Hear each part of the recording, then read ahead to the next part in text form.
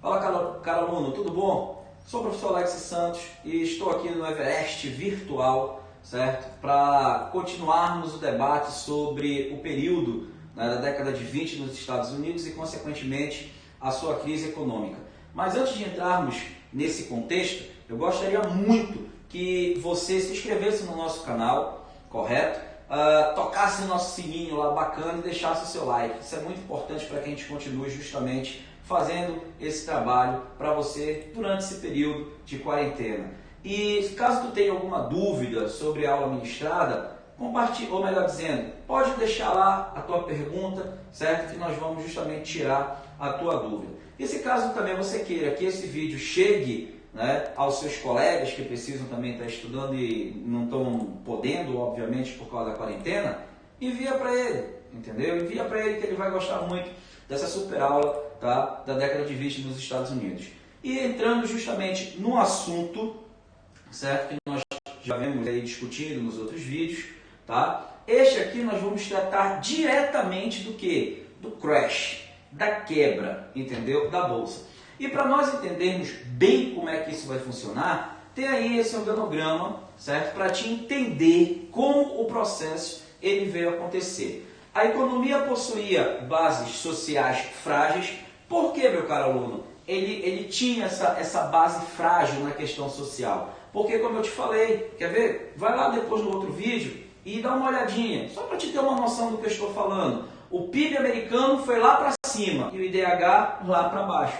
Então isso fragilizou demais o que? A estrutura social norte-americana, certo? Com essa, vamos dizer assim, essa fragilidade social, ela poderia ser muito bem notada, por exemplo, pelos baixos salários e muito desemprego, grande desigualdade social. E olha só esse outro ponto. Em 1929, apenas 1% da população, 1% da população detinha 45% da riqueza nacional. Pô, então, meu caro aluno,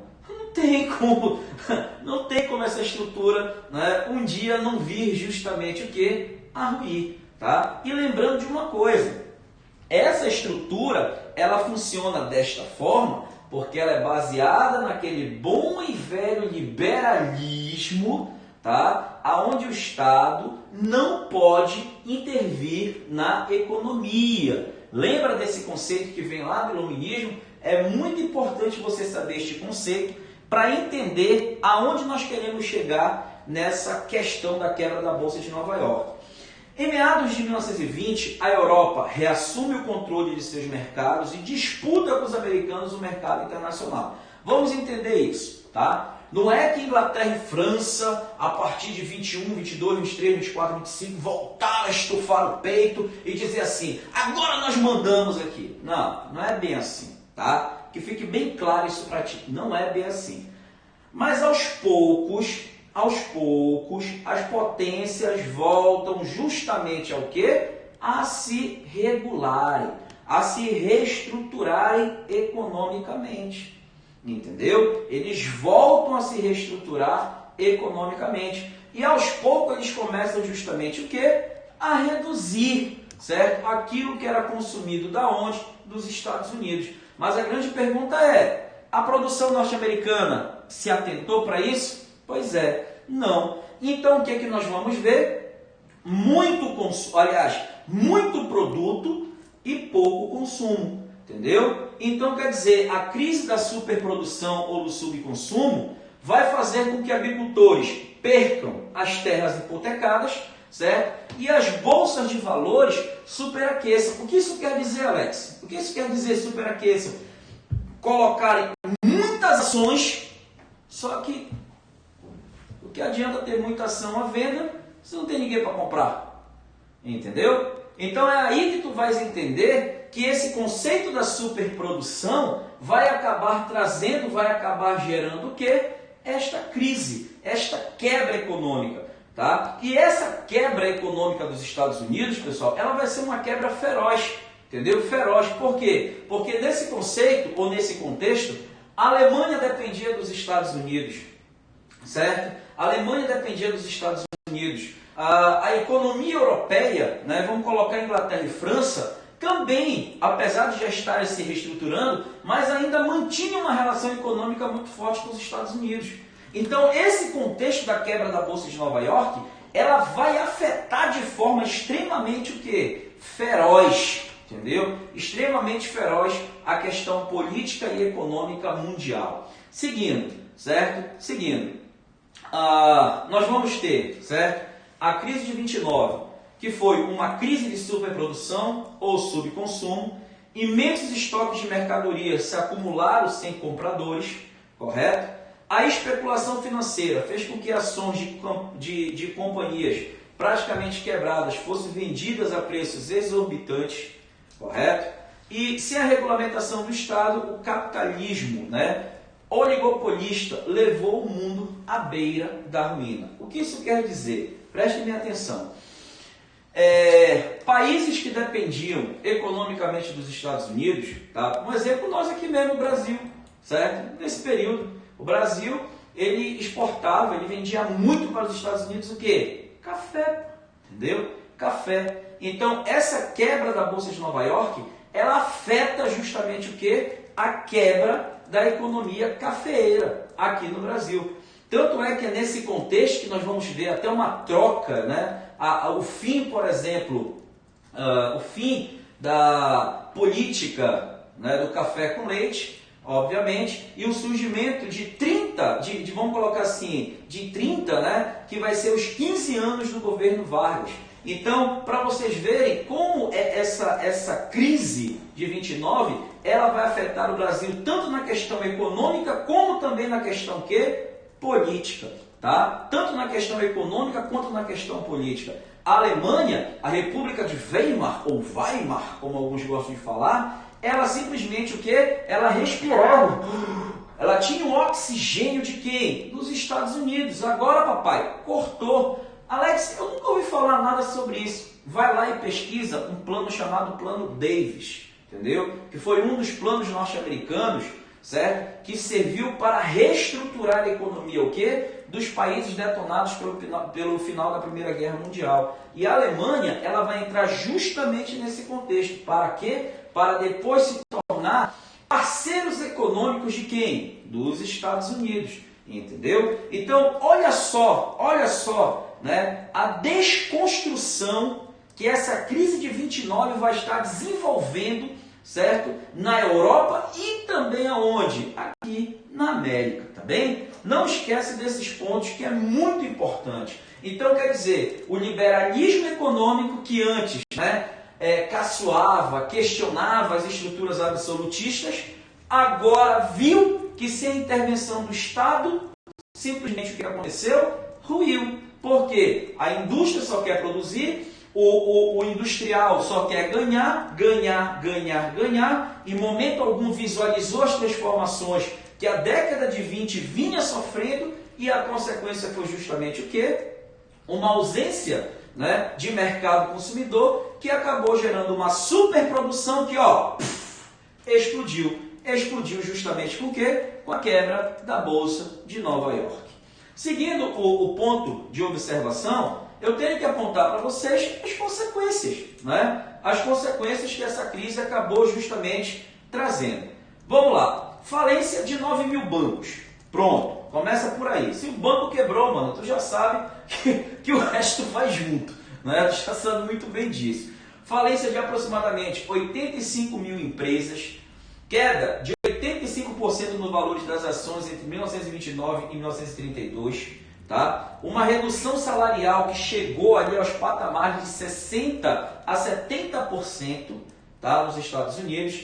Chegou a 13 milhões de desempregados somente nos Estados Unidos, tá? Aí é que vem uma outra questão, tá? Preste bem atenção.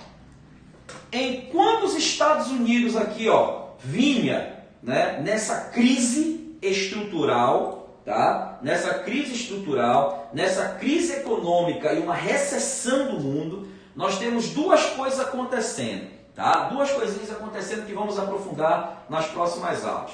Primeiro, de um lado, o que nós estudamos na semana passada, que foi justamente o quê? A Revolução Russa, A Revolução Russa, ela vem justamente se edificando, se estruturando. E do outro lado, nós vamos ver, por exemplo, a Itália, né? Em 29, fundando o quê? Fortalecendo, né? Melhor dizendo, a sua política fascista, o surgimento ali de Benito Mussolini, tá? E a Itália fascista. E nessa crise, vamos dizer assim, que a Alemanha vai estar assolada, também miséria, fome, desemprego, entre outras coisas, nós vamos ver quem chegar. Quem é que vai dar o ar da sua graça? Ele mesmo, o cara do bigodinho, entendeu? Que simplesmente é chamado de Adolfo Hitler. Então, quer dizer, no cerne desta crise, nós vamos ver justamente o quê? Certo? A estruturação, o surgimento dos estados totalitários nazi-fascistas. Mas não é só os estados totalitários nazi-fascistas que nós vamos estudar, porque nós temos também de extrema direita e nós temos também o de extrema esquerda, que é o que? O stalinismo, tá? Que vai estar também se moldando dentro deste mesmo período. Seguindo o contexto, nós temos essa imagem que ela é extremamente retórica. Em que sentido? Olhem, né? Olhem a contradição do tempo. Em que sentido? O American Way of Life, entendeu? O auge da economia americana, o auge das famílias bem-sucedidas e a miséria, que se alastrou justamente nesse contexto, mostrando o quão era fraco, vamos dizer assim, o quão era frágil, né? Esse patamar elevado que a economia, que o PIB norte-americano gozou dentro desse contexto, certo? Entre 20 e 29. Uma outra imagem, tá? Que é muito sentida e é muito observada desta mulher, certo? Uma imigrante que tem esse olhar, né, perdido diante acredito que seja de suas filhas, que ficou muito marcado nesse contexto, certo?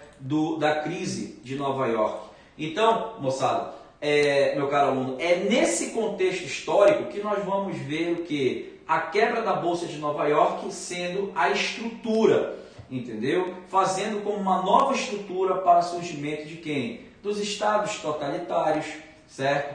Para o enfraquecimento, né, temporário e, vamos dizer assim, militar norte-americano, porque agora os Estados Unidos vai ter que reestruturar a sua base econômica, certo? Então, tudo isso nos serve para entender, por exemplo, tá? Esse contexto do crash da Bolsa de Nova York, tá? Vamos aqui seguindo, tá, para esse texto do crash da Bolsa de Nova York, só para você entender esse contexto de forma bem rápida, tá? Setembro de 29, 40% do valor das operações de mercado financeiro americano eram especulativos. 29 de outubro de 1929, 13 milhões de ações ficaram encalhadas nas bolsas de valores de Nova York. Com isso, demissões em massa, queda nas vendas, empresas param a produção, trabalhadores são demitidos, queda do consumo e queda maior ainda nas vendas. Tudo isso, certo, gerou justamente o conceito da quebra da Bolsa de Nova York. E a saída? Qual foi a saída da quebra da Bolsa de Nova York?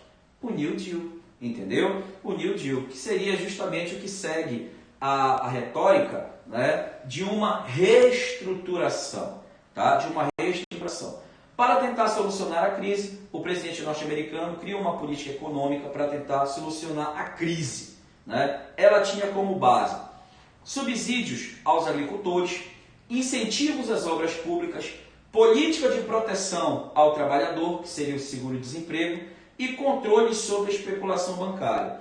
Enfim, o que percebemos é que o Estado estaria interferindo na economia, ditando as regras, certo? Que de uma certa forma ocorrem em muitos momentos da crise econômica. Então, mesmo os Estados Unidos renegando a intervenção do Estado no momento de crise, o que os Estados Unidos acabou recorrendo? Justamente a proposta de John Maynard Keynes, certo? Que seria o processo de intervenção do Estado na economia. Tranquilo, galera? Então, se inscreva lá no nosso canal, não esqueça disso, tá? No canal Everest Virtual, toque o sininho, compartilhe com seus colegas e venha fazer parte dessa equipe, tanto de alunos quanto de professores extremamente integrados para levar as melhores informações para vocês. Um forte abraço!